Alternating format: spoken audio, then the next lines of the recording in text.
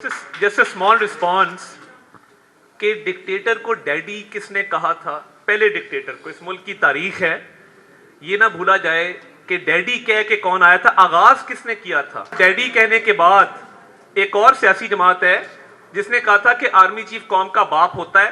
हमने कभी ये बात नहीं, डायरेक्टली इनडायरेक्टली के सियासत में अगर रहना है तो ये तरीका जो है आपने अडॉप्ट किया हुआ है कि सारी दुनिया को आप एक तरफ करके कहें कि जी मैं ही सादिक अमीन और अमीरुल मोमिनीन। उसका नतीजा आज ये है कि कल रात से जो डिसीजन आया है उसके बाद पाकिस्तान में एक सबसे बड़ी या एक बड़ी सियासी जमात जो है उसके दफन होने का आगाज़ हो चुका है, क्योंकि वो 244 उनकी रिज़र्व सीट्स भी गईं, उसके बाद उनके जो कैंडिडेट्स हैं वो भी गए और वो इंडिपेंडेंट होंगे। It's a sad scenario. हमें इसमें किसी को भी खुश होने की ज़रूरत नहीं है, क्योंकि ये सारा कुछ पीपल्स पार्टी के साथ हो रहा है, हो चुका है माजी में नून लीग को पावर में लाने के लिए। नून लीग के जो बानी थे जनरल मोहम्मद ज़ियाउल हक साहब, उन्होंने 85 में ये पीपल्स पार्टी को इलेक्शन से बाहर रखने के लिए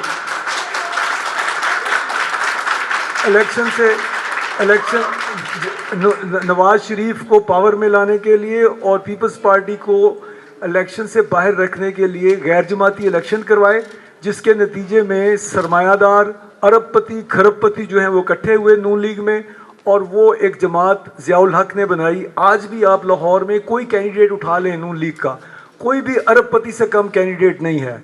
और उस वक़्त से लेके आज तक इन्होंने पैसे की सियासत इंट्रोड्यूस करवाई। इंडस्ट्रियलिस्ट इनके कैंडिडेट्स होते हैं, या फिर ये है कि कोई रिटायर्ड जज का बेटा या कोई रिटायर्ड जनरल का बेटा या कोई रिटायर्ड बहुत इन्फ्लुएंशियल फैमिलीज़ के लोग जो हैं वो इसमें पार्टिसिपेट करते हैं नून लीग के इलेक्शंस में। आम आदमी की कोई रिप्रेजेंटेशन नहीं है इस जमात में।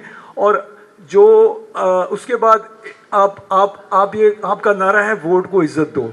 आप मेरे ख्याल में अब नारा होना चाहिए इनका कि कंधे को इज्जत दो। जिन कंधों पर ये हर दफ़ा सवार होके आते हैं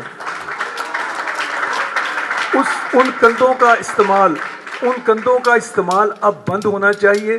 पाकिस्तान में डेमोक्रेसी को प्रिवेल करना चाहिए। बार बार मुल्क छोड़ के 10-10 साल के लिए बाहर जाना, वहाँ से जेल से निकल के और बाहर लंदन में बैठ के एक प्लान लेके आना, डील करके आना कि जी मुझे आप एयरपोर्ट से भी आपने मुझे अंगूठे लगवाने हैं और उसके बाद आपने मुझे वज़ीर-ए-आज़म हाउस में सीधा लेके जाना है। तो ये सारे प्लान जो हैं, जो प्लान आप बनाते हैं, जिनके कंधों पर सवार होके आते हैं, उनके 50% प्लान फेल होते हैं। तो इंशाल्लाह ताला ये जो आने वाले इलेक्शन में जो ये समझ रहे हैं कि हमारा प्लान है, साड़ी गल हो गई है, गल आवाम से करनी पड़ती है,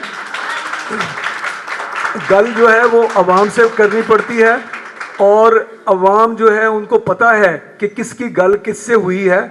जस्ट स्मॉल रिस्पॉन्स कि डिक्टेटर को डैडी किसने कहा था, पहले डिक्टेटर को, इस मुल्क की तारीख है, ये ना भूला जाए कि डैडी कह के कौन आया था, आगाज किसने किया था।